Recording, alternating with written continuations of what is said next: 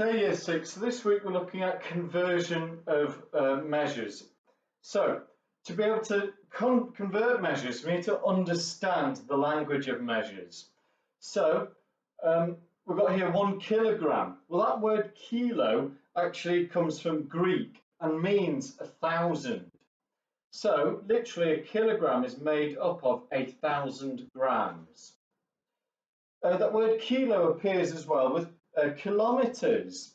So 1,000 meters makes up 1 kilometer. Also, we've got here that 1 meter is made up of 1,000 millimeters, because that word there, mil, comes from the Latin that used to mean 1,000. Then when about the time that King Henry VIII was on the throne, it changed meaning to mean 1,000. So a millimeter is 1,000th of a meter. Also, a meter is made up of 100 centimeters. And again, cent again comes from Latin to mean 100. Over time has come to mean 100th. So a meter, 100 centimeters makes up a meter because it's 100th of a meter. We've got 1 litre here, and again that word mil pops up because 1 milliliter is 1,000th of a litre. Less commonly used, we've got centilitre, and again linked to cent, it's 100th of a litre. Okay, so 100 centilitres makes up a litre. So let's take a look at converting them. So I'm going to go for 4.2 litres into millilitres. And again, I can partition this here.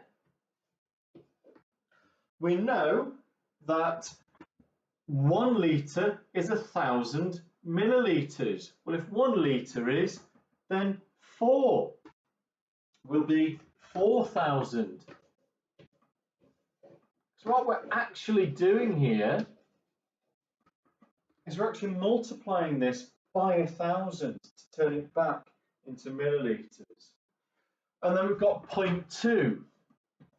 Well, place value should tell me that if this was 4,000, then this is going to be 200 millilitres. Okay. So then I put the two together, it gives me the answer 4,200. As I said, I could just convert it by 1,000, break it back down to 1,000 parts. Let's look at another example then, going the other way, from the smaller unit to the larger unit.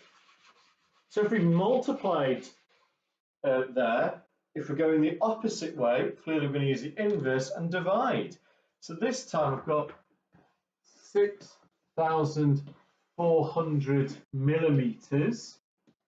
We're going to convert that into centimeters. We said up here that 10 millimeters makes up a centimeter. So that then means we need to divide this by 10. 6,400 divided by 10, everything moves down one space, gives us 640 centimeters. As long as you know this information here, you'll be able to convert back and forth. So, I'm going to put up a question for you to complete. Pause, have a go, and then I'll show the answer.